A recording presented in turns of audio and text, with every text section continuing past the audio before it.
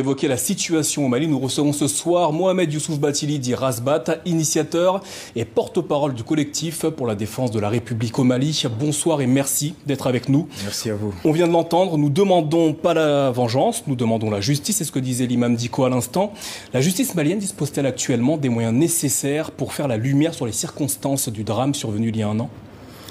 Oui, elle dispose des moyens techniques, des moyens matériels. Mais le moyen le plus précieux dont il faut dans une affaire comme celle-là, c'est le moyen politique. La volonté politique de faire la lumière, toute la lumière. Et malheureusement, pour l'instant, il y a très peu de signes dans ce sens qui puissent nous rassurer qu'il y aurait une justice impartiale, une justice réparatrice, une justice au service du renforcement des droits des citoyens. En cela que, encore, subsistent des stigmates et des volontés d'instrumentalisation de la justice à des fins politiques. C'est ce qui fait mal. Certes, je suis d'accord avec ce que l'imam Dicko a dit. Il faut la justice, mais pas la vengeance. Et ce qui s'est passé lors de ces événements, c'était contre un système, c'était contre une gouvernance. Et certes, des gens sont tombés et que leur âme repose en paix. Et une justice doit être faite parce que rien ne peut ramener ces personnes-là à la vie. Les forces de défense et de sécurité censées les protéger ont été déployées sous l'ordre des personnes qui, il faut l'établir, il faut déterminer et quelle est la base matérielle de déploiement de ces forces-là, surtout qui sont présumées être des forces antiterroristes, donc qui puissent sortir pour des manifestations simples. Et ça, toute la lumière doit être faite pour au moins que dans l'avenir, plus jamais, les forces républicaines ne puissent être utilisées dans des situations de maintien d'ordre. Voilà. Le M5 RFP célébrait son premier anniversaire, c'était le mois dernier.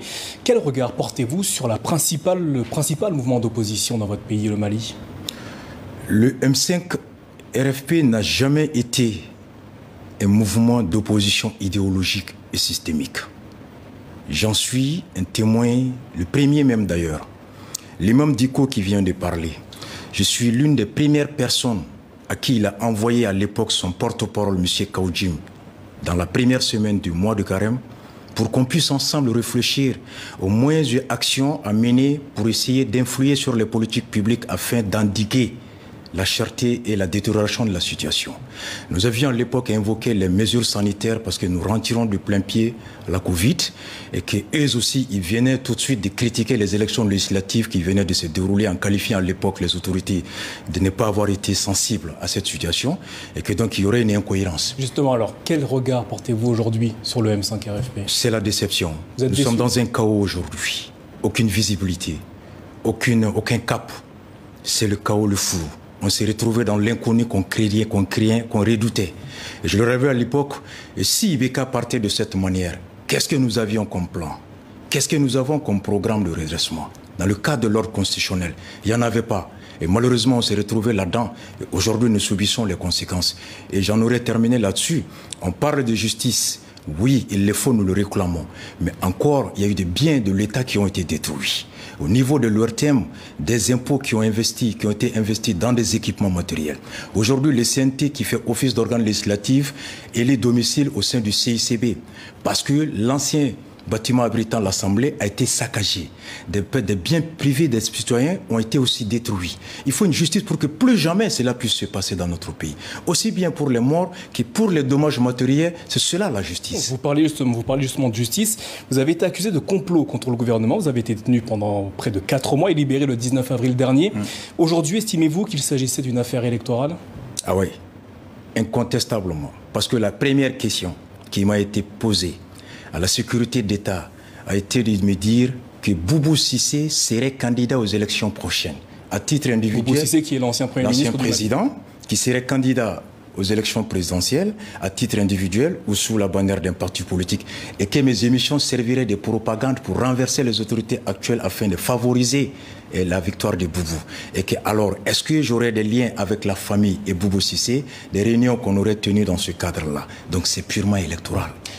Lors du sommet du G5 Sahel, c'était vendredi, Mohamed Bazoum, le président du Niger, a critiqué, je cite, la propension des colonels au Mali à prendre le pouvoir après des revers militaires. Partagez-vous sa position? Ah oui, tout Malien républicain, tout Malien démocrate, tout Malien qui est conscient de ce qui s'est passé, qui suit les faits, a eu à dire ce que le président Bazoum a dit. Je le regrette, je suis malien, ça me fait mal qu'un autre président dise ce que je pense et ce que je dis tous les jours chez moi, et je ne suis pas entendu chez moi. Je vous rappelle l'actuel Premier ministre, M. Choguel Kokala Maïga, qui était le président du comité stratégique du même M5 qui est à l'origine du coup d'État. Et lorsque le village de Farabougou a été l'embargo sur le village de Farabougou démarré, Choguel Kokala a dit exactement la même chose que ce que le président Bazoum a dit. Je vous sais ce qu'il a dit. Il dit que parce que les militaires qui ont vocation à défendre le pays, à protéger les citoyens et leurs biens, se trouvent à se substituer à l'homme politique dont la vocation est de gérer le pays, mais que forcément, il y aura des villes comme Farabougou. Parce que les militaires ont déserté leur mission. Ils ont déserté le champ pour élire domicile dans les bureaux ministériels et à la présidence. Exactement les propos de Choguel. Où est la différence avec ce que le président nigérien a dit? Ça me fait mal que c'est un autre président qui le dit. On se tue à le dire. Encore un autre exemple, j'en aurais fini. Lorsque les gouvernements, les autorités de transition, à l'époque, ont pris un décret de nomination de plus de 15 colonels comme gouverneurs, qui est-ce qui n'a pas décrié cela? Tous les partis politiques, l'EPM à la personne de M. Bouakar Tereta, Djigiba Keïta, secrétaire général du parti parrainant, y compris le même Choguel, tout le monde a dit que c'est la colonisation de l'administration malienne et qu'il n'y a plus de militaires au front. Donc qu'est-ce que Bazoum a dit de nouveau? Ça fait mal que c'est notre président qui vient nous rappeler. Et ça fait mal que suite à la sortie d'un président, on fait des réactions alors que le peuple se tue à dire attention aux colonels, vous êtes en train de nommer des militaires à des postes administratifs partout. Allez-y au champ. On le dit tous les jours au Mali. Merci. Merci Razbat d'avoir répondu à nos questions ce soir au sujet de l'actualité au Mali. Merci de m'avoir invité. Merci à vous.